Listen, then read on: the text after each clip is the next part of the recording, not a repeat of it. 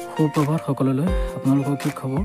নিশ্চয় সকলোৰে ভাল, আৰু যিসকলৰ বেয়া চলিছে ভগৱানে ভাল কৰক। সেই ৰাতিপুৱা সময় সকলোৰে অভ্যাস ব্ৰাছ কৰা, আৰু মই অভ্যাস ব্ৰাছ কৰিলোঁ। ব্ৰাছ কৰি বাহিৰলৈ ওলাই আহিলোঁ। বাহিৰলৈ ওলাই আহি দেখিলোঁ ইমান ধুনীয়া পৰিৱেশ। সকলোৰে চাগে ৰাতিপুৱা সময়টো সকলোৰে প্ৰিয়, আৰু মোৰ কাৰণেও প্ৰিয়। আৰু বিপৰীয়াখনত বহুত বান্দৰ, দেখিছেনে কিমান ডাঙৰ ডাঙৰ বান্দৰ। এতিয়া ৰেডি হৈ গ'লোঁ ফ্ৰেছ হৈ পেলাই ডিউটি যাবৰ কাৰণে। এতিয়া ৰেডি হৈ বাহিৰলৈ অলপ ওলাই আহিছোঁ, যিহেতু ডিউটি যাব লাগিব। ডিউটিৰ পৰা আহি এতিয়া অফিচ পালোঁহি, আৰু অফিচ পাই আহি মনটো খুব ভাল লাগে। আপোনালোকৰ কেনেকুৱা লাগে? নিশ্চয় সকলোৰে ভাল লাগিব, কাৰণ দিনটো কষ্ট কৰি যেতিয়া আহি পেলাই ডিউটি পাওঁহি। আৰু এতিয়া আহি দেখিলোঁ এটা হাঁহ। আজি স্পেচিয়েল দিন আছে। কি স্পেচিয়েল দিন আপোনালোকক জনাম। এয়া আমাৰ স্পেচিয়েল দিন, আজি ৰক্তিমৰ বাৰ্থডে। আৰু সকলোৱে মিলি ৰক্তিমৰ এনজয় কৰিছোঁ, ৰক্তিমৰ বাৰ্থডে।